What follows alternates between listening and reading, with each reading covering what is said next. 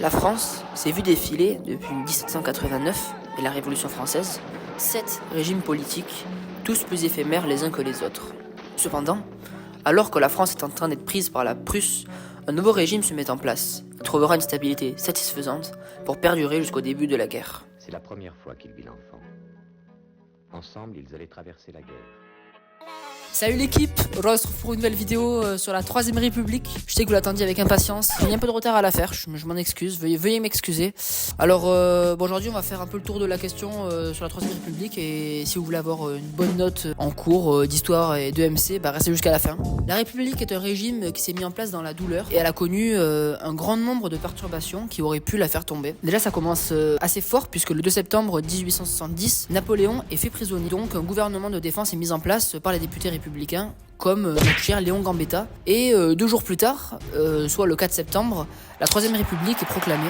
La Prusse assiège Paris. Cela entraîne une famine et, pour la petite anecdote, pousse les Parisiens à manger les animaux du jardin des plantes. Donc l'armistice est signé avec la Prusse. La France perd l'Alsace et la Moselle et doit de grosses dettes. La Commune de Paris débute le 18 mars 1871 suite à la tentative par le gouverneur de désarmer la garde nationale. Parisiens révoltés décident de former ce gouvernement révolutionnaire appelé Commune. Cela entraînera plus de 10 000 morts. Bon, si vous voulez en savoir plus, je peux vous présenter une très bonne BD. Le Cri du Peuple, c'est ça, Le Cri du Peuple. Alors c'est une BD de Jacques Tardy qui est sortie en 2004 et 4 tomes comme vous pouvez le voir.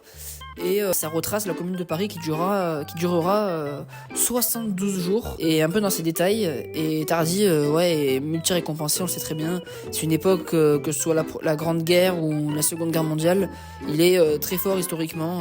Storytelling de malade. Donc voilà, je vous le conseille. Une nouvelle constitution rédigée par l'Assemblée nationale constituante. Et notre nouveau chef du gouvernement est élu et c'est Adolphe Thiers, peut-être que vous en avez entendu parler. Il est assez connu quand même dans le milieu. Lorsque les Républicains arrivent au pouvoir, 3 équipes se forment.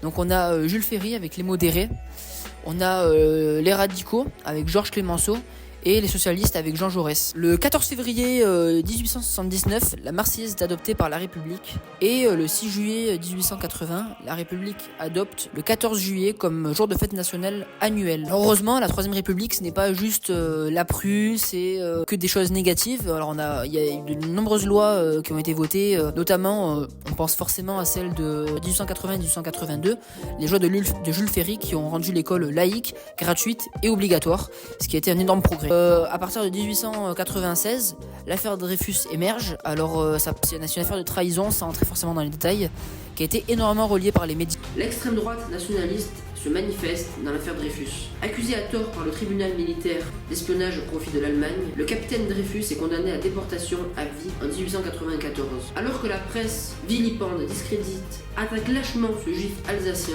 Émile Zola dénonce une erreur judiciaire étouffée par l'armée dans son J'accuse, paru dans l'Aurore le 13 janvier 1898. Qui plus tard sortira sous forme de livre. Je vous présente. L'affaire Dreyfus, J'accuse. Donc ça parle de cette affaire justement plus en détail. Bon, je vais pas vous en parler là, ici, parce que ça serait trop long, mais je vous le conseille fortement.